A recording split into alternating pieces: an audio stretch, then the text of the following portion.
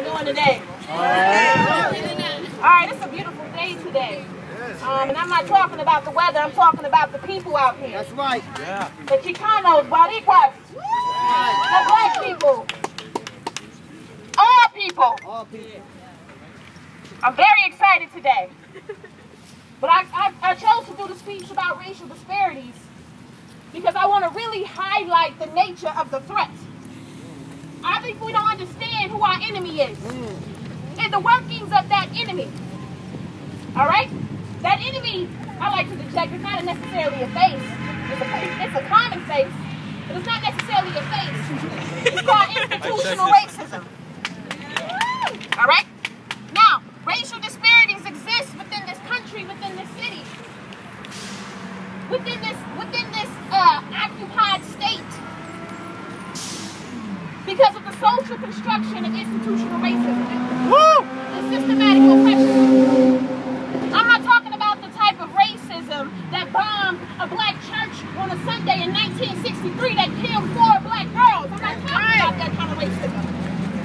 I'm talking about the kind of racism that killed hundreds and thousands of black babies due to improper health care, shelter, and medical facilities. I'm not talking about the type of individual racism that burns black homes, put up crosses and burning black crosses from the KKK. No, I'm not talking about that type of racism. I'm talking about the type of racism that can wipe out a whole neighborhood, gentrification. That's right. I'm talking about the type of racism that can put I-43 through Harambe and Metcalf and what's the other one? Bronzeville. I'm talking about that type of institutional racism. I'm not talking about the type of racism that can deny you a front seat on the bus or deny you entry into a school. I'm talking about the type of racism that makes policies and practices to make you only go to a school in your district. That's right.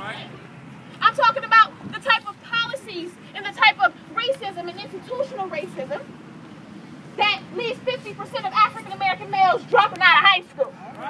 I'm talking about the institutional racism that won't let you learn about your culture, your heritage, your people, the continent that birthed you, and your language. It's forbidden.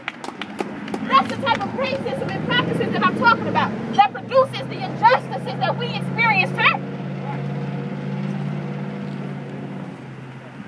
I'm talking about the type of institutional racism that has blacks and Latino men packed in prison systems and the juvenile justice system. The numbers is rising. I'm talking about the prison industrial complex for the women is rising. That's what I'm talking about. I'm talking about the type of racism that has for every one white man arrested, 22 black men are arrested and incarcerated. I'm talking about the industrial complex and corporations like Victoria's Secret, furniture companies, Visa, telecommunication systems that are invested in these prison systems. Right. And privatizing not only our education, but also the industrialized plantation. All right. Too deep for a girl. I'm talking about the type of institutional racism today that says black people are still 3/5 of a person. Right. All right. So it's in the Constitution, Article 1, Section 2. That's it. But the time is now. Black people and brown people, they say the tactics of the colonizers who did it to African and Latin American and here to the indigenous people of this land. Divide and conquer tactics stated that if we separate the tribes, if we separate the people, it's dividing and we conquering. But today we unite. Black and brown people. Black and brown people. So I'm demanding that we all take back our communities, take back our hoods, take back our educational system, save our children. Right. I'm talking about in the spirit of our ancestors. Right. I'm talking about in the spirit of Cesar Chavez, Emilio Zapata. I'm talking about Angela Davis. I'm talking about Kwame Ture. I'm talking about Malcolm and Martin. That's right. We got to take back and take control economically, socially, politically, and education of all people, our neighborhoods, our towns. That's right. And I'm not playing. Right.